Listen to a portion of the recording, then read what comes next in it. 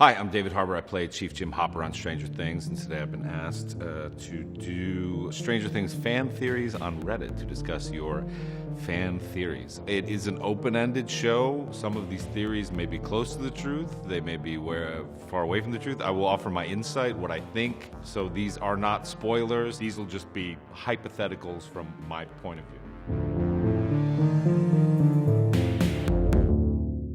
At Ahuati says, the Upside Down is actually the future. The Upside Down is actually the future. When Will is taken there, he's impregnated by an alien creature. Impregnated is interesting. When Will returns to our time, he births the slug, which in turn develops into the Demogorgon, which in turn is aware of how powerful 11 is because it inherits that knowledge from Will, or reads his mind. Sometime later, the Thessal Hydra emerges, and the United States government is forced to drop a nuclear weapon on Hawkins. Hawkins is destroyed, but the Demogorgon survives. 11 accidentally uses her remote viewing abilities to see into this future, thereby causing the Demogorgon to travel back in time and hunt her down.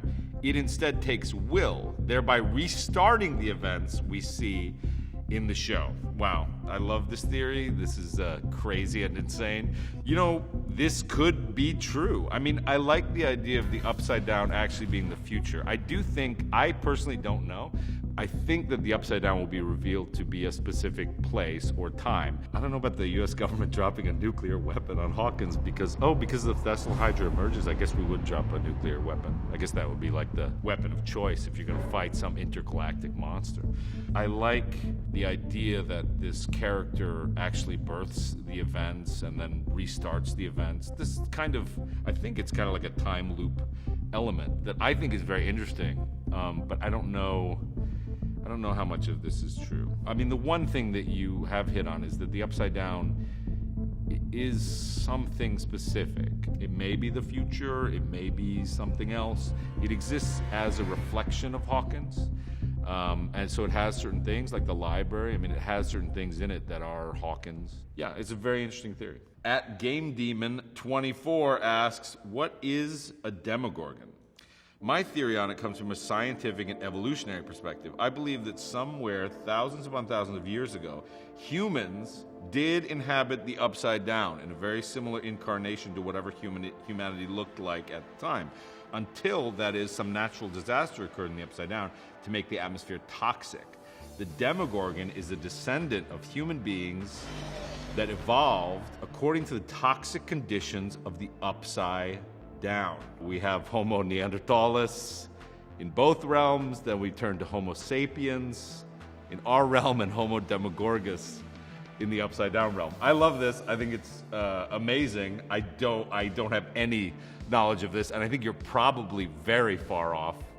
I think the time one is probably a little more apropos or something like that. The idea that this realm has existed and that beings have actually evolved over at least 100,000 years.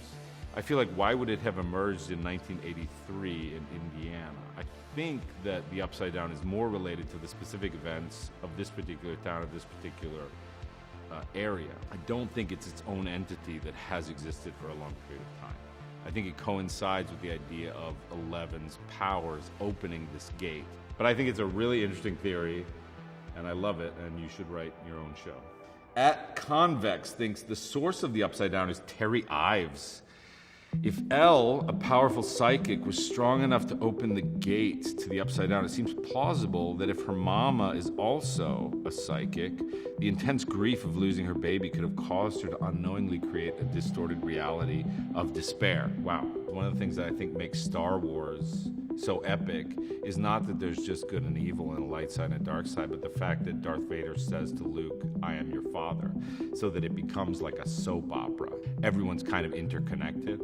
And I think that if the Upside Down is an entity in itself that's born of emotional content, that's born of despair or pain or loss, that could link it to a specific reason for all of this to have been occurring in Hawkins in 1983. I think that in some sense the show can be a monster show, or it can be a show that wraps up where the events of the show are actually directly related and couldn't have happened to any other characters but these characters as a result of whatever they went through. I like the idea of it being explicitly referenced as some kind of manifestation of a subconscious of a town. There's something dark in Hawkins, but we'll see. I have no idea. So again, I'm the most useless person to do these things, but thank you for having me.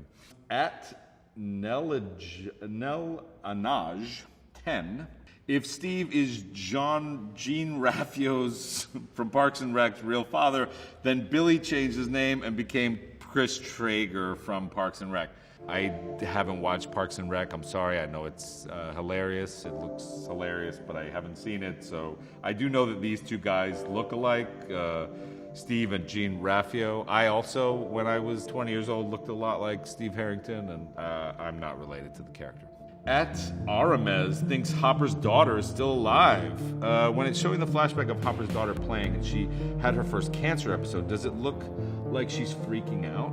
Like maybe she's seeing a creature from the upside down? So is it possible the government got her sick and faked her death and she's being held at the facility? They did a good job faking Will's death. I do not think that this is true. If we were to introduce the idea of some sort of time loop concept, the idea that Hopper's daughter could exist in some way would be very interesting. The Upside Down brings with it a lot of elements which we'll start to see that we haven't even seen about what the Upside Down can do. But I don't think that in the physical world she's still alive and that the government has faked her death. I think that pretty much was what it was that we've seen, where she does die of cancer. She does live on with Hopper, and we'll sort of see more about her relationship with Hopper, which I think is a little more complicated maybe. But I don't think she's still alive. At Scalabrinell's God, Dustin was playing the long game to get Nancy this entire time. Dustin obviously has a big crush on Nancy, but it predictably doesn't go anywhere. Nancy's different. Yeah, she seems pretty special, I guess. In the second season, when Max is introduced, we are led to believe that he likes her. This is just a trick to distract us. Dustin knew what he was doing when he and Steve formed their seemingly unlikely duo. Despite all the chaos and shit around him, he was able to get key information out of Steve. That key information being like how to be suave for the teenage gals, I guess. That sort of implies that Dustin is extremely sophisticated as an individual of 13 years old, not just this dude who's looking for chocolate pudding and running around. Mike! I found the chocolate pudding! But that he's a calculated lady killer.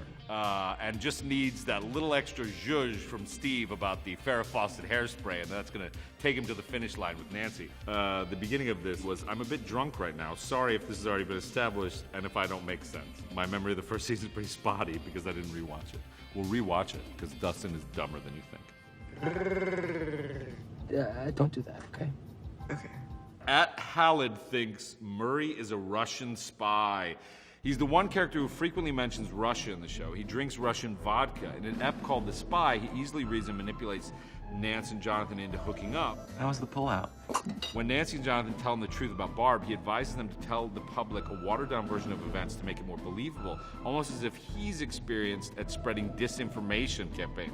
Murray's goal is ultimately to learn U.S. intel and cause instability in the community. So this is a very interesting theory. I don't think that it's true. I think that you're going to see more of Murray in seasons to come. I think Murray is a very interesting character. I mean, it would have to be a big double bluff because he comes to me in the beginning of the episode and says there's a Russian spy presence in Hawkins, and I don't believe him. So he would theoretically have to be revealing himself to me at the beginning of the season, only for it to be a subterfuge.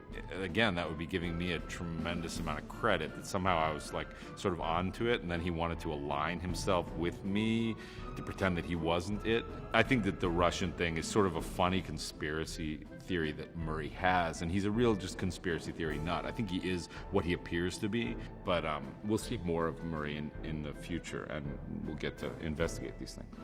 At No Thing to See thinks Demogorgons are more afraid of us than we are of it. Whenever the Gorgon realizes that there's someone behind it, it simply turns around, opens its jaws and roars, something that will only get them running away as fast as they can. So I thought maybe that's the idea. The most damning evidence is that when Nancy's about to escape, the portal is to her right, but she can't go for it because the Gorgon is also to her right until it moves to her left, positioning itself so that Nancy is in between the portal and it doesn't close the portal until Nancy is outside.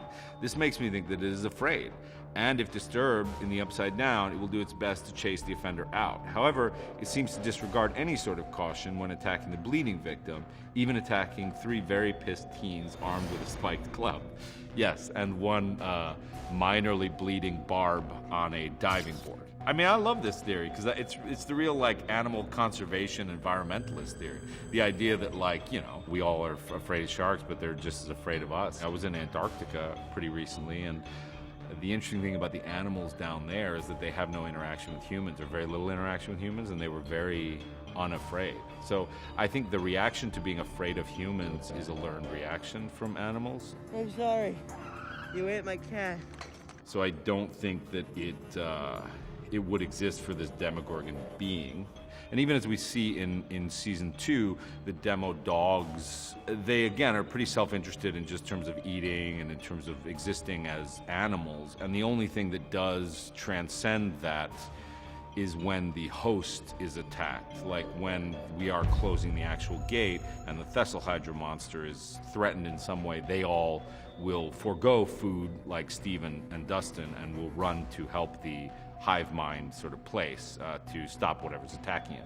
So that seems to be the only consciousness of higher thought that the fingers of the Thessalhydra has. At Peters 45 thinks the Demogorgon is a manifestation of Eleven's trauma. I think the monster is actually an extension of Eleven herself and a physical manifestation of her troubled psyche. After saving Mike from jumping off the cliff, Eleven tearfully tells Mike, "I'm sorry, the gate I opened it, I'm the monster." What if she knew that the monster was a product of her mind and was admitting that she had accidentally let it out and into the physical world? I love this theory. I actually believe in this theory, and I pretty much know that it's not true.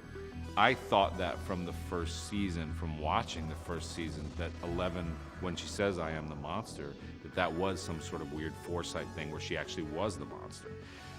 And I talked to the Duffers about that, and they were like, no, she just feels upset about opening the gate and opening up these monsters. She's not actually that monster. And especially as we see in the second season, there's so many more monsters that it isn't just the manifestation of Eleven's consciousness. This is a world that is full of monsters.